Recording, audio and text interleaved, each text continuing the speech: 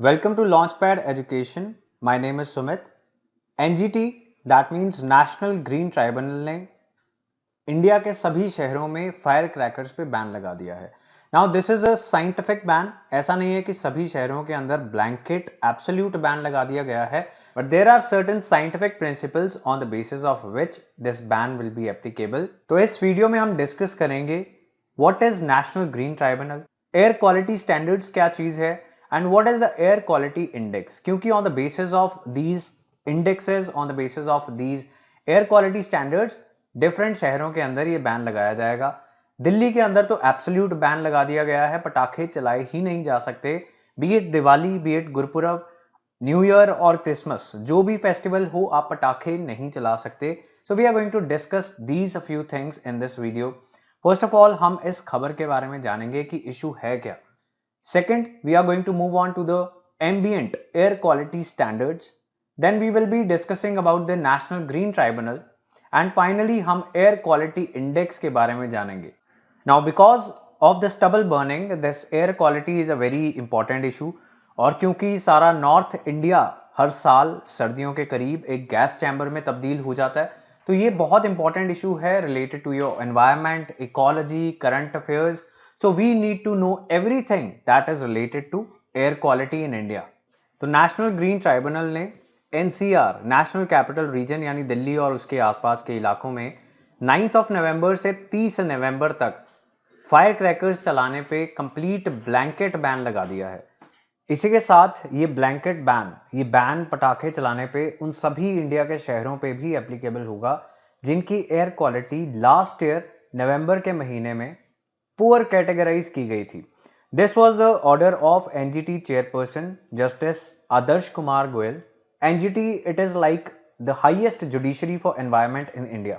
तो ये scientific basis है किसी भी शहर पे ये ऐसी रिस्ट्रिक्शन लगाने के लिए कि अगर वहां की एयर क्वालिटी बहुत बुरी है तो वहां पे पटाखे नहीं चलाए जा सकते. This is the order of NGT and not the government of India. किसी भी पॉलिटिकल पार्टी या गवर्नमेंट ने ऐसा बैन नहीं लगाया है. This is judicial order. तो ये जुडिशरी का ऑर्डर है, ये किसी गवर्नमेंट का ऑर्डर नहीं है. Then moving on to the cities and towns with the moderate air quality. जिन शहरों की एयर क्वालिटी मॉडरेट है यानी सेवेयर या पुअर कैटेगरी से थोड़ी अच्छी है, वहां पे सिर्फ ग्रीन क्रैकर्स ही यूज किए जा सकते हैं. And those crackers can also be used only for some hours. जैसे कि 2 घंटे ही दिवाली, छठ पूजा या न्यू ईयर, क्रिसमस ईव पे पटाखे चलाए जा सकते हैं in the cities and towns जहां पे एयर क्वालिटी मॉडरेट है, and that too for a few hours. अपनी डायरेक्शंस इशू करते हुए एनजीटी ने यह भी कहा कि अगर वहां की स्टेट गवर्नमेंट या जो भी अथॉरिटी है उन्होंने टाइमिंग स्पेसिफाई नहीं किए हैं तो ये टाइमिंग रहेंगे 8 बजे से 10 बजे दिवाली और गुरपुरब के लिए, सुबह 6 बजे से 8 बजे छठ पूजा के लिए, and from 11:55 PM to 12:30 AM for Christmas और न्यू ईयर ईव. इसके अलावा बाकी जो शहर हैं वहां की अथॉरिटीज भी ऐसे बैन या रिस्ट्रिक्शंस लगा सकती हैं, और अगर वहां की अथॉरिटीज ने इससे भी ज्यादा स्ट्रिक्ट ऑर्डर्स इशू कर दिए हैं तो एनजीटी ने अपने ऑर्डर में कहा कि ज्यादा स्ट्रिक्ट ऑर्डर्स प्रिवेल करेंगे, those orders will be applicable. और अब अगर कोई दिल्ली या ऐसे किसी शहर में पटाखे चलाता हुआ पकड़ा गया जहां पे फायर क्रैकर्स बर्स्ट करने बैन हो चुके हैं तो उसे 1.5 से 6 साल की सजा हो सकती है. इसी के साथ नेशनल ग्रीन ट्राइब्यूनल ने स्टेट गवर्नमेंट्स और यूटी, यूनियन टेरिटरी एडमिनिस्ट्रेशंस को, वहां के पोल्यूशन कंट्रोल बोर्ड्स को, वहां के पोल्यूशन कंट्रोल कमेटीज को ऑर्डर दिया है कि वो अपने लेवल पे स्पेशल ड्राइव्स इनिशिएट करें to contain air pollution, because इस टाइम पे एक पैंडेमिक चल रहा है. This is what NGT has said. उसकी वजह से जो लोग वल्नरेबल हैं लाइक किड्स और द डिजीज्ड और द एल्डरली पीपल, उनको बहुत ज्यादा प्रॉब्लम आ सकती है. तो कुछ लोगों की एंटरटेनमेंट के लिए या कुछ लोगों के फन के लिए, सेलिब्रेशन के लिए nobody should suffer. So NGT added in their order that the tribunal has passed the directions keeping in view the increased adverse health impact of pollution by use of crackers in context of COVID-19 pandemic. Those survivors of COVID जिन्होंने इस disease से recovery की है या कर रहे हैं, उनके लिए इस टाइम पे बहुत ज़्यादा ज़रूरी है कि वो अपने लंग्स का ख्याल रखें. They are not living in polluted environment. So for those people, this is a very important, a very essential order. और जो एनसीआर में बैन है वो कंप्लीट और एब्सोल्यूट रहेगा, वहां पे बिल्कुल भी फायर क्रैकर नहीं यूज किया जा सकता, ना ही ग्रीन फायर क्रैकर्स, ना ही अदरवाइज जो harmful fire crackers traditionally use किए जाते हैं वो। Now this logical, rational or scientific order is very good for the cities because ये encourage करेगा उन शहरों को जिनकी हवा साफ है वो सेलिब्रेट भी कर सकते हैं। So it is kind of incentive कि अगर वहां पे पोल्यूशन कंट्रोल मेजर्स लिए थे वहां की स्टेट गवर्नमेंट्स ने, वहां की लोकल अथॉरिटीज ने, तो वो अब अपने फेस्टिवल सेलिब्रेट कर सकते हैं। So it is a concession to the cities and towns with better air quality. Now we are calling different cities falling under the category of severe, poor, moderate air quality. तो ये आई कहाँ से है ये technical categorisation? उसके लिए we need to know what is air quality index. तो national air quality index ये लॉन्च हुआ था 2014 में, बिकॉज आम जनता को समझ में नहीं आता था कि उनके शहर का पोल्यूशन कैसा है, एयर क्वालिटी कैसी है।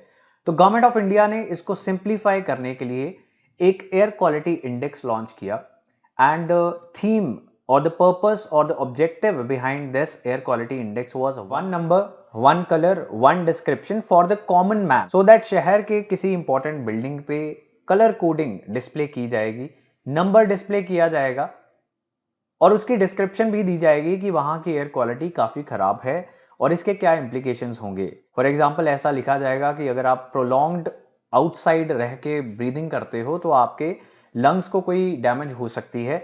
This kind of very simple description for the common man, ताकि सभी समझ पाए। Then you have seen, if you search air quality index on Google, तो आपको दिखेगा कि अगर अच्छी एयर क्वालिटी है आपके शहर की तो वो ग्रीन कलर में शो की जाएगी and if it is very bad तो वो रेड होती जाएगी। So this is one colour. Now the purpose behind launching this air quality index, it was for the major urban centers across the country so that they get real time basis information about their air quality and this will enhance public awareness. तो public awareness बढ़ेगी तो public pressure create करेगी on the local authorities as well as on the governments and local authorities, they will have to take some mitigative action as well. Now air quality index को measure करने के लिए total 8 pollutants को measure किया जाता है। These are the 8 pollutants. The first one or you can say the first two are particulate matters. तो ये different size के particles हैं, particulate matter 10 and particulate matter 2.5. Next, nitrogen dioxide will be measured. Next, sulfur dioxide, carbon monoxide, ozone, ammonia, lead. तो ये 8 pollutants काफी important हैं। Air quality index के लिए कौन से 8 pollutants मेजर किए जाते हैं? This can be a very important question for your exam. Then on the basis of these 8 pollutants, different cities की एयर क्वालिटी को 6 कैटेगरीज में डिवाइड किया जाता है। These are good, satisfactory, moderately polluted, poor, very poor and severe. Delhi की air quality it is severe during the winters जब stubble burning होनी start हो जाती है। हालांकि कुछ रिसर्च सजेस्ट करती है कि stubble burning it is only a part of the reasons of pollution in Delhi. ऐसा नहीं है कि सिर्फ स्टबल बर्निंग की वजह से वहां पे पोल्यूशन हो रहा है, दिल्ली के अपने बहुत कारण हैं। So this was the air quality index जो हमें जानना जरूरी था। Next thing that we are suppose to discuss, ये है national ambient air quality standards. क्या हैं ये standards? These are the standards for ambient air quality set by central pollution control board. Central pollution control board को ये power मिली थी air prevention and control of pollution act 1981 के तहत। So when this act was passed, Central Pollution Control Board was given the power कि वो कुछ ऐसे standards सेट करें जिससे हमें पता लग सके कि साफ हवा का क्या मतलब होता है। So what kind of air quality can be categorized as clean air? तो CPCB ने ऐसे standards सेट किए हुए हैं। तो जैसे एयर क्वालिटी इंडेक्स में हमने 8 pollutants मेजर किए थे, for the ambient air quality standards total 12 pollutants major किए जाते हैं। 8 वही pollutants जो AQI के लिए मेजर किए थे।